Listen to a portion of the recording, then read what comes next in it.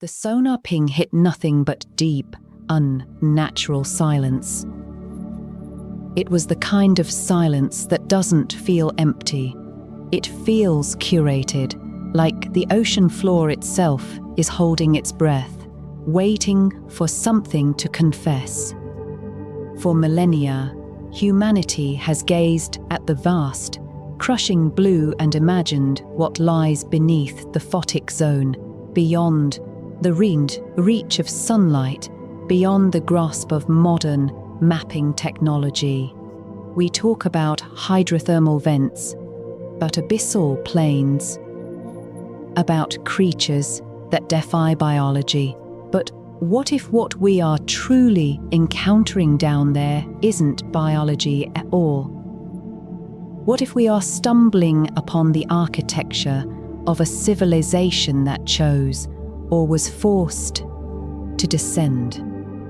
This is the siren song of the deep, the lure of the submerged metropolis. We start, as most legends do, with the myth of Atlantis. Forget the simplified textbook versions of a sudden cataclysm. The narrative surrounding Atlantis is far more complex, hinting at a sophisticated global culture that reached technological apex. One understood geoengineering on a planetary scale. Some theories suggest it wasn't merely a natural sinking, but a deliberate act, a retreat, or perhaps catastrophic failure of their own immense power source. The very concept implies a level of societal organization, a mastery of resources and energy that makes our current understanding of pre-industrial civilizations seem quaint, almost childlike. It wasn't just a kingdom, it was a model of advanced life that vanished, leaving behind only fragmented myth and tantalizing geological oddities. But Atlantis is just the gateway drug to the true mystery.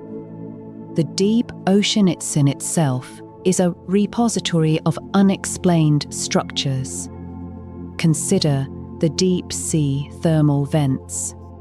These are natural wonders, spitting out superheat, mineral-rich water, supporting unique ecosystems based on chemosynthesis, not sunlight. Yet, increasingly, deep-sea exploration vehicles are reporting anomalies near these vents. These aren't just random rock formations. Divers and ROVs have documented rectilinear patterns, impossibly smooth surfaces, and geometric arrangements that defy the natural accretion patterns of deep-sea mineral deposits. Imagine finding perfectly cut blocks of obsidian miles beneath the waves, arranged in plazas or causeways. The explanations range from rogue tectonic activity to extreme deep-sea currents, but the uniformity, the sheer deliberateness of the layout keeps the scientific community at a standstill. It suggests purpose, a guiding hand that laid down straight lines in a wilderness of chaos. And then there are the crystal formations. These are perhaps the most visually confounding pieces of evidence. We are talking about structures found in deep-sea nodule fields or along submerged fault lines that exhibit crystalline lattices unlike anything catalogued in terrestrial geology. They aren't mere mineral deposits.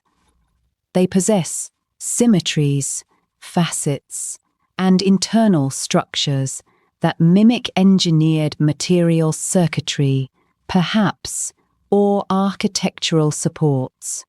Some researchers have theorized that these aren't minerals at all, but bioengineered crystalline matrices grown by an intelligence that utilized the extreme pressures and unique chemical soup of the abyssal zone as its raw material. If life or intelligence can build structures out of pure, pressurized crystal miles from any known geothermal source, what does that imply about the limits of their material science? It implies a level of mastery over matter that borders on the magical. Think about the implications. If these submerged cities exist, they imply a deep history for advanced civilization.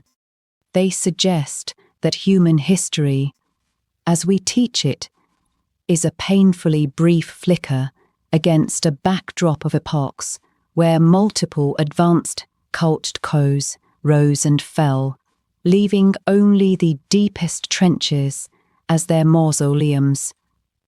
Were these people masters of energy manipulation? Did they harness planetary currents? Did their downfall come from hubris, from an experiment that went too far, echoing the fall of Atlantis? Or was it something external, something that viewed their entire civilization as little more than interesting, temporary debris? The pressure down there is unimaginable. It's a crushing weight that would instantly collapse a human body, a weight that demands absolute structural integrity.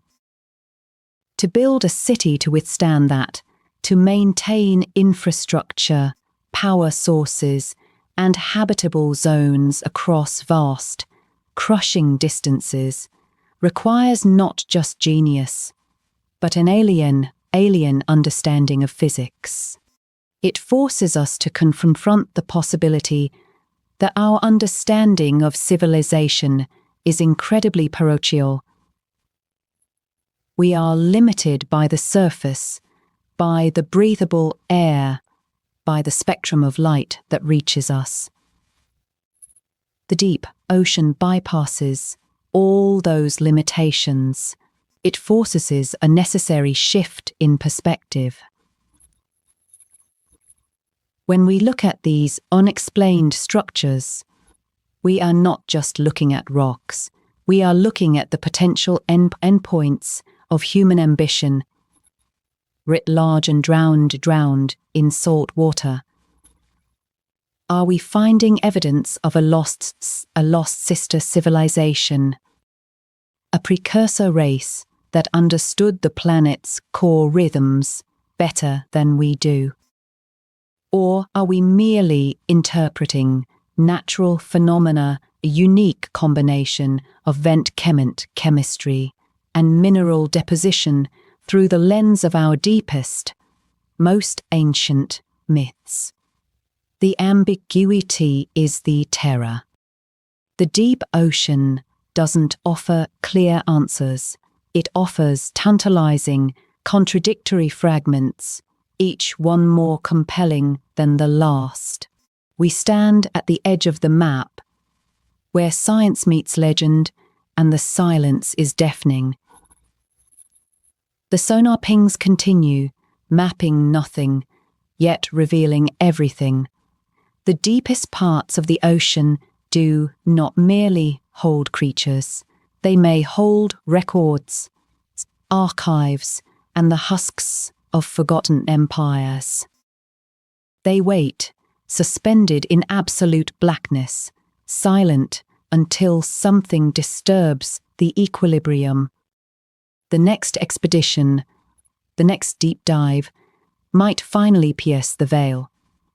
But until then, all we have are the echoes, the strange geometries, and the unsettling suggestion that the greatest human story might be one that never saw the sun again.